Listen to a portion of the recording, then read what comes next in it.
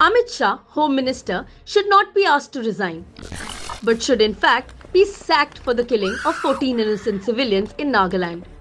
In a shocking incident, armed forces of the Assam Rifles opened fire at a truck carrying civilians in the Mon district in Nagaland.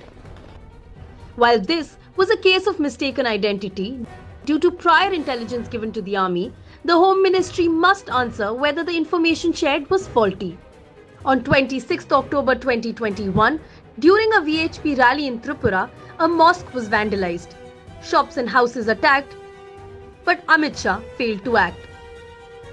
On 23 September, 2 civilians were killed and several were injured as cops beat up protesters and opened fire at them during an eviction drive in Assam's Darang district, that too in the presence of the BJP State Chief Minister. But Amit Shah failed to act. On 17 August 2021, police firing took place on the Assam-Mizoram border, injuring one citizen in the process and creating fresh tensions between the two states. But Amit Shah failed to act. On 26 July 2021, 6 policemen were killed and 80 injured as police from the two northeastern states of Assam and Mizoram fired at each other.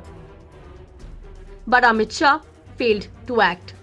In Meghalaya, another BJP-run state, miscreants waved black flags, threw petrol bombs and stones, causing panic in the state. But Amit Shah failed to act. The Chinese have built 2 villages in Arunachal Pradesh.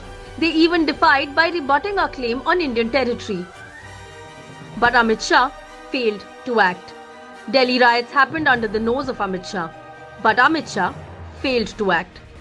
The Modi government is criminally culpable of compromising India's internal security and territorial integrity.